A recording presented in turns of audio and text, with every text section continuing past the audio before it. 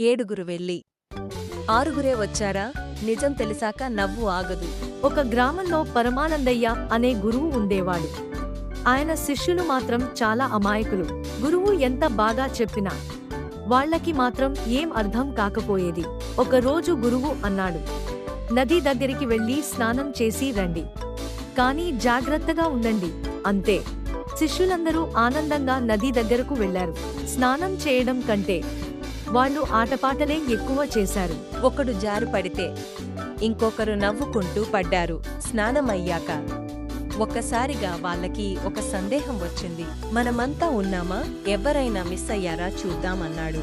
1 2 3 4 5 6 అయ్యో, మనం 7గురం కదా, కానీ 6గురమే ఉన్నాం. ఒకడు నదిలో మునిగిపోయాడు అని అందరూ ఏడవడం మొదలుపెట్టారు. అప్పుడే అక్కడికి ఒక ప్రయాణికుడు వచ్చాడు. ఏమైంది అని అడిగితే వాళ్ళు మొత్తం కథ చెప్పేశారు. అది విని ప్రయాణికుడు చిన్నగా నవ్వాడు. మీరు అందరూ వరుసగా నిలబడండి, నేను లెక్క పెడతాను అన్నాడు.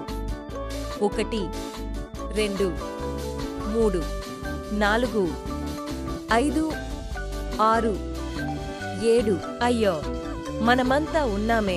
ఇంత సింపుల్ విషయం కూడా వాళ్ళు అర్థం చేసుకోలేకపోయారు. ఆలోచించకుండా పని చేస్తే చిన్న విషయం కూడా పెద్ద సమస్య అవుతుంది. ఇలాంటి ఫన్నీ కథలు కావాలంటే ఫాలో అవ్వండి.